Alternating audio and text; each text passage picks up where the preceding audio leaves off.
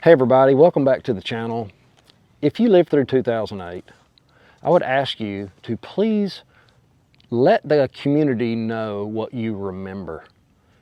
There's some people that are having a hard time remembering how bad it was, because that's a common condition. People have a hard time remembering how bad it was when times are good. And the same when times are bad, people have a hard time remembering when it was good. Now, the reason I bring that up is because Steve Eisman, if you've seen the movie The Big Short, he was one of the people that bet against subprime mortgages. And he had a heyday then. A lot of investors did. The strange thing is, he's saying, I'm now more long-oriented. So he's thinking market go up. So are we going to have a melt-up? We're going to have a meltdown first. I don't know. There's another person I'd like to mention here. Nassim Nicholas Taleb. He's calling for a white swan event. He's a hedge fund manager for Universe Investments. And he's saying, quote, so long as you have Congress keep extending the debt limit and doing deals because they're afraid of the consequences of doing the right thing. It's never wrong to do the right thing. It is, however, hard to get elected by doing the right thing. So now, what we're experiencing a little bit now and way more in the future, because inflation doesn't get better unless you raise interest rates. And for some reason, they just can't seem to do that. So if you want to see why, a little evidence, not why that's happening, but a little evidence of what's going on with the dollar, go over to the euro dollar.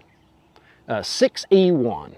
Pull up a chart and look how you can go through that candle at 2008 on the monthly chart and all the way down to the bottom.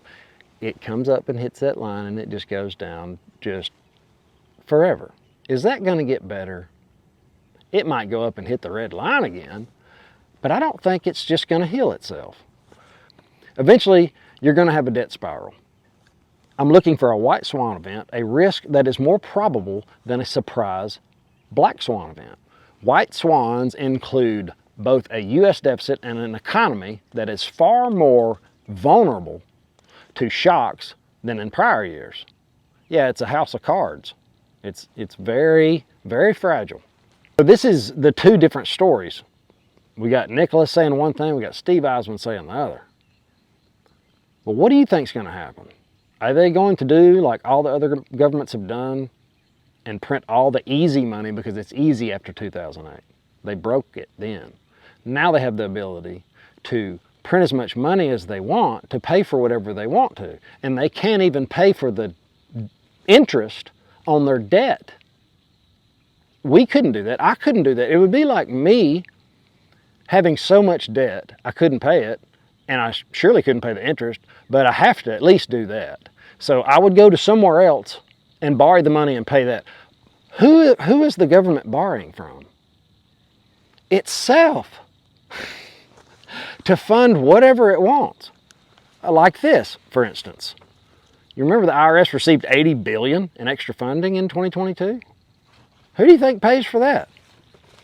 And where do you think that's going? I'll save that for maybe the end or maybe a whole video. But IRS is planning on to audit a bunch of people and we're paying for it. Wonderful. And then you have headlines like this. Major cities in Western countries face increasing issues with crime. That's very common, right? We've known that's going on. But what is that doing to small businesses?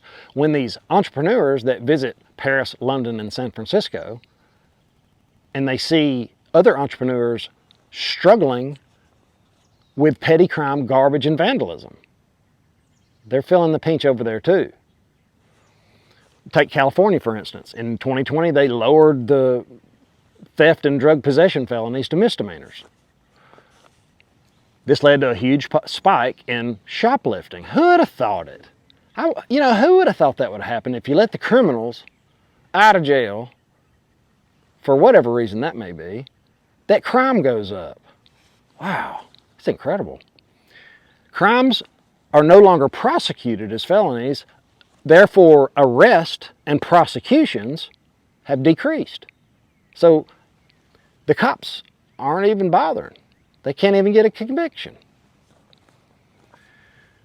Entrepreneurs feel unsafe in major and western cities due to crime levels. London and Paris warn visitors not to wear or display expensive watches or iPhones. They're stabbing people for that, for your phone. The leadership has failed. That's pretty much what it is. But I wanted you to know that. Now, the next point of evidence is oil prices.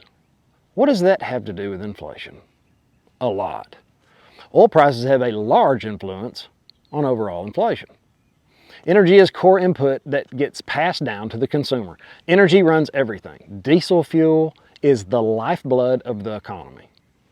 Period. When oil goes up, it's a big deal for the economy.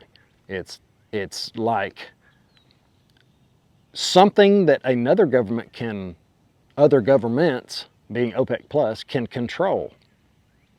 So they can control our inflation by cutting or adding to the oil supply? Absolutely.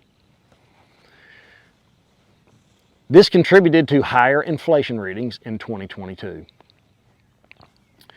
U.S. had been trying to increase domestic oil production to help lower gas prices and bring down inflation. However, OPEC Plus took actions to restrict this. Saudi Arabia, Russia, UAE, all those guys. They cut their oil production targets, removing more barrels than the market from the U.S. was adding. They're controlling the prices of the fuel, of the oil, just like they always have. But it seems like these other countries now have a currency in the form of oil, if you can control other currencies with it. Am I off base here? So we've got that going for us. Speaking of the Big Short earlier, might be an opportunity to produce a Big Short in the company that just got withdrawn off the medicines market. You'll have to go somewhere else to get the full story. I did the video and Stacy said I can't upload it, but everybody else has. But I was looking at AstraZeneca because they seem to be having some issues and they're pulling some things down. And they recently announced the withdrawal of the medicine, and it's due to rare side effects. This isn't me talking. You can find this anywhere. It'll be on my Twitter. You can't really talk about everything you want to talk about, and when you do, you're putting yourself up to be deplatformed. So, have an awesome, awesome day. Later.